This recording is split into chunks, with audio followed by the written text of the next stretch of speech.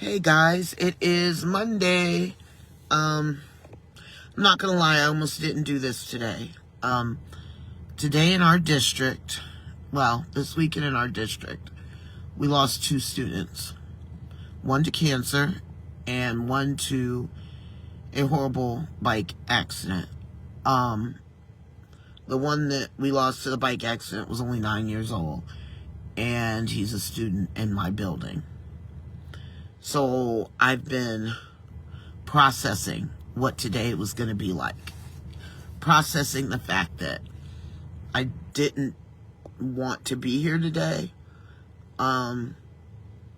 Just because, how do you explain to elementary school students, 3rd graders, that one of their friends will not be coming back? I had a hard time processing the whole thing. I was away for the weekend and got a text, and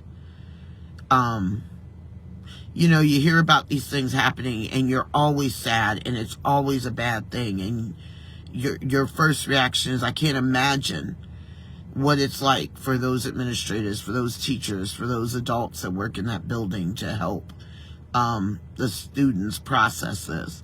Truth is, I don't know how you help students process it when, as adults, we struggle to process it. So then I thought about the fact that there are going to be a lot of emotions running through a lot of people's heads. And there are going to be some that are going to be grateful that they still have their children. And then they're going to feel guilty for being grateful. Don't do that to yourself. There's nothing wrong with you being grateful that your children are healthy and with you, and still mourning the fact that another family's child is no longer here.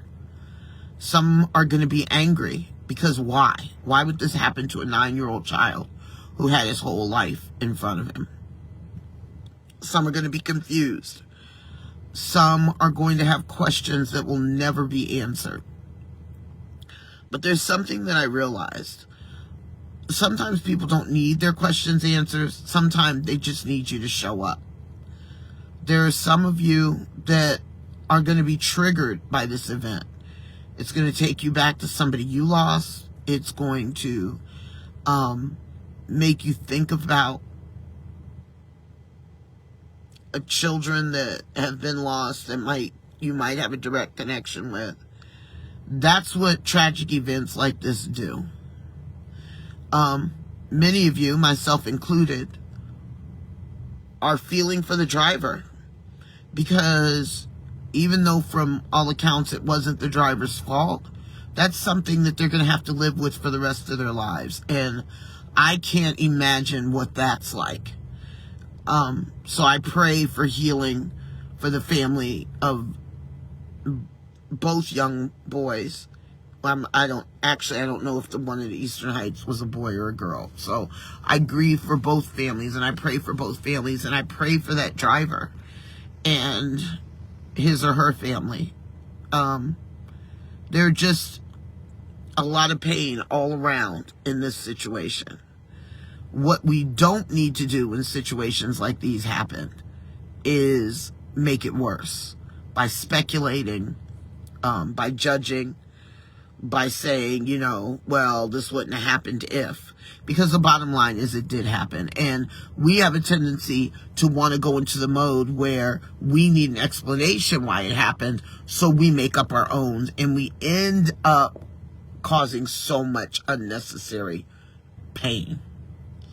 So I guess my challenge today would be, when you know somebody's hurting, or somebody's going through something painful, or somebody has had to deal with life-changing events, or death, or sickness, show up. Even if showing up just means you sitting next to them and not saying a word, then show up. That's why I'm here today. Because while there will be kids that are confused, there will be adults that are hurting, there are also going to be those kids that are clueless as to what's going on. And they're going to need some sense of normalcy in their lives. They're going to need people just show up. they're going to need me to be my loud, obnoxious self, hey Ramon, and just show up.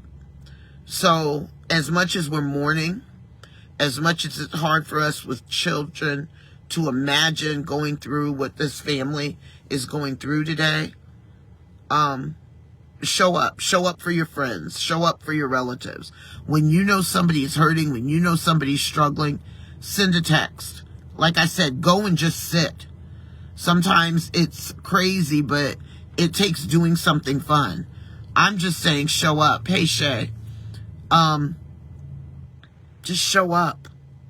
There are a lot of people hurting, and there are a lot of horrible things happening in this world.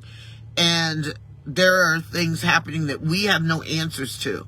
We can't make it better. But what we can do is show up. So my challenge to you today is make it your point to show up and be good to each other. And guys, hug your children, hug your husbands, hug your wives, hug your family, hug those people that you love a little bit tighter today and every day, because the reality is it could be your last time to hug them. All right, guys, love you. Be good to each other.